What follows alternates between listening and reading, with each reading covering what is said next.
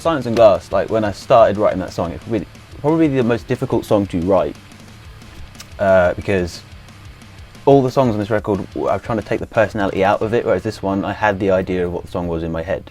And it normally starts with a verse first, and I kind of carry on like that, and the hook comes when the chorus comes, you know, and I work through it like that. Whereas this song, it was the chorus first, and I had the idea or a stanza for the chorus in my head.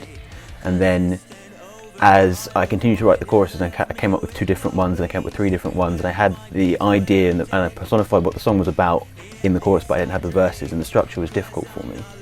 But eventually, after kind of writing the choruses and having them on the page, I separated them, kind of mixed them about a bit, and it told a really good story. And the story was basically the idea of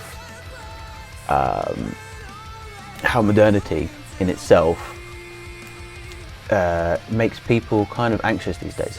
The way people kind of communicate, the way people work, the way people kind of get on with their lives, you know what I mean? From waking up in the morning to seeing your phone and seeing the latest tragedy, do you know what I mean? You're constantly bombarded with bad news. And how that pressure, do you know what I mean? I feel like you can't exit yourself from that throughout the day, especially with me being somewhat of an empath. It's difficult for me to kind of like see all that stuff and then kind of go out my day and have a smile on my face.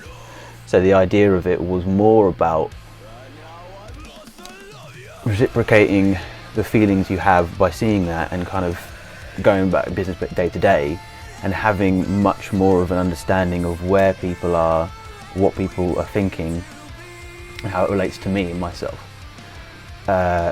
So it's kind of personal in that sense, because it is more so about me and how I deal with those things and how I deal with my mind and where my point is at the day and what makes me happy and what makes me sad and what makes me angry.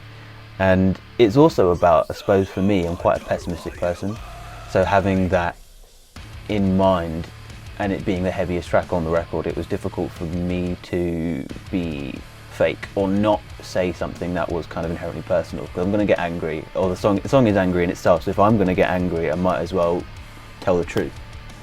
But I think you can apply it to any kind of circumstance. I think a listener can listen to that song and be like, this means this to me, or that means that to me, like any other, you know, any song, you apply it to your own life and it becomes personal. But for me, it's the inherently personal one because it's something I'm not comfortable with talking about it in a way, talking about my shortcomings, especially with my mood, especially with my happiness, especially with how I translate that onto other people and how I kind of regret that in a way. It's difficult for me to open up about that. And with songwriting, you get to kind of, it's almost like a therapy, it's like a written therapy. So that's what that song's kind of about.